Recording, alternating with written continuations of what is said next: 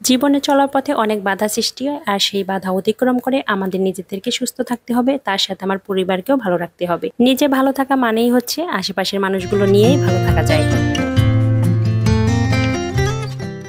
সবার সুস্থতা কামনা করে নতুন আর একটা ভিডিওতে ওয়েলকাম জানাচ্ছি। আর আমার আজকের ভিডিও যদি আপনি ফেসবুক পেজ থেকে দেখে থাকেন, লাইক শেয়ার কমেন্ট করে আমার পাশেই থাকবেন। আর ইউটিউব চ্যানেল থেকে যদি দেখে থাকেন, সাবস্ক্রাইব করে আমার পাশে থাকবেন। আর অলরেডি যদি আপনি কাজটি করে থাকেন, আপনাকে থ্যাংক ইউ সো মাচ। লম্বা একটা বিরতির পরে আপনাদের সাথে আমি আজকে একটা ভিডিও শেয়ার করব। আর এই ভিডিওতে আমি কয়েকটা আইটেমই রান্না করেছিলাম, তার ভিতরে আমি একটি রেসিপি আপনাদের সাথে শেয়ার করতে যাচ্ছি। আর সেই রেসিপি হচ্ছে মুড়িঘণ্ট।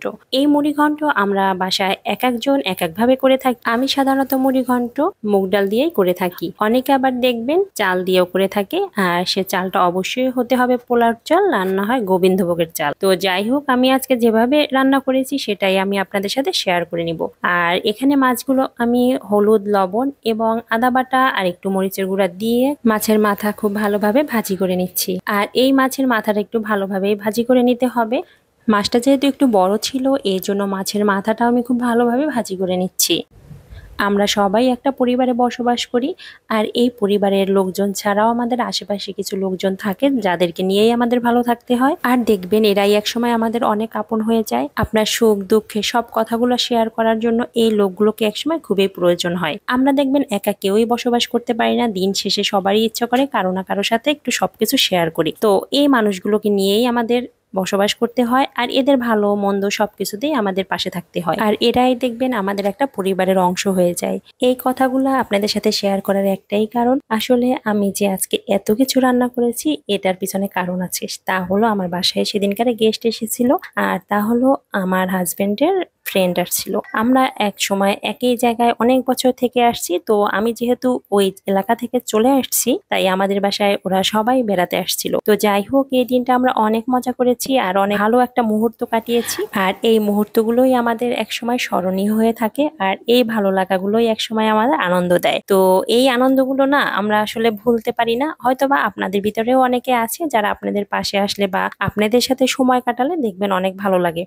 তো আমি ডালটা একটু ভাজি করে নিয়ে কষিয়ে নিয়েছিলাম, আর এখন আমি কাঁচামরিচ দিয়ে দিয়েছি। আর এই ডালটা কিন্তু আমি প্রেসারে একটু সেদ্ধ করে নেব, যেহেতু সেদ্ধতে একটু সময় লাগবে। আর আমি কিন্তু ওই দিনকার অনেক তাড়াহুড়া করে রান্না করেছিলাম। আর এখন আমি একটা ফোড়ন দিয়ে নেব। আর আমি সবসময় এই টাইপের রান্নাগুলোতে একটু ফোড়ন দেই, ফোড়ন না দিলে মনে হয় কি খাবারটা খুব একটা টেস্ট হয় না। আমি এর আগে একটা ভিডিওতে জিজ্ঞাসা করেছিলাম আপনাদের এলাকায় ফোড়ন দেওয়াটাকে কি বলে। আপনারা কিন্তু অনেকেই কমেন্ট করেছেন দিদি আমাদের এলাকায় ফোড়ন দেওয়াটাকে বাগার বলে। হ্যাঁ, আমাদের এলাকায়ও বাগারেই বলে, আবার অনেকে ফোড়ন দেওয়া বলে। তো যাই হোক, ডাল রান্না প্রায় হয়ে গিয়েছে, এখন আমি একটু ফোড়ন দিয়ে নিচ্ছি, এরপর একটু গরম মশলা দিয়ে দিব। আমার কিন্তু মুড়িঘণ্ট হয়ে গিয়েছে। আর মুড়িঘণ্ট একটু বেশি ঘন হলেই ভালো লাগে। আর আজকে খুব একটা ঘন করিনি, একটু পাতলা করে রান্না করেছিলাম, যেহেতু আজকে সবগুলো আইটেম একটু ভারী খাবারই হবে, এই জন্য মুড়িঘণ্ট একটু পাতলা করে রান্না করেছিলাম। তো আমার রান্না কিন্তু হয়ে গিয়েছে, চুলা থেকে নামিয়ে নিচ্ছি। আর এদিকে আমি এখন খাসির মাংস বসিয়ে নিব। আর মাংসটাকে আমি কিন্তু অলরেডি মাখিয়ে রেখেছি টক দই, হলুদ, লবণ, মরিচ এবং একটু গরম মশলা দিয়ে। তো মাংসটা এখন আমি খুব ভালোভাবে কষিয়ে নিচ্ছি। আর আমি খাসির মাংস অথবা মুরগির মাংস কিন্তু রান্না করার আগেই মাখিয়ে রেখে দিই, তাহলে আমার মনে হয় মাংসটা খেতে অনেক মজা হয়। আমার মতো আপনারাও কি মাংস সবসময় মেরিনেট করে রেখে দেন, নাকি একসঙ্গে বসিয়ে তারপরে আপনারা কষিয়ে নেন? তো যাই হোক, মাংস রান্না হতে থাক, আর এদিকে আমি পোলাও বসিয়ে দিয়েছি। আর এই রেসিপিগুলো কিন্তু আমি ফুল শেয়ার করিনি, আপনাদের অল্প করে শেয়ার করে দিয়েছি, কারণ হচ্ছে তাহলে ভিডিও অনেক বড় হয়ে যাবে। অলরেডি আজকের ভিডিও কিন্তু অনেক বড় হয়ে গিয়েছে, একটু অল্পের মধ্যে আমি ভিডিওটা গুছিয়ে নিয়েছি। তো পোলাও আমি বসিয়ে দিয়েছি, এখন আমি পোলাও রান্না করে নিব। আর আজকের ভিডিও আপনাদের যদি ভালো লেগে থাকে, লাইক শেয়ার কমেন্ট করতে কিন্তু ভুলবেন না, আর একটু বেশি বেশি শেয়ার করে দিবেন যাতে অন্যরা দেখার সুযোগ পায়। অন্যদিকে আমার খাসির মাংস কিন্তু কষানো প্রায় হয়ে গিয়েছে, আর এই খাসির মাংস এখন আমি প্রেসারে বসিয়ে দেব।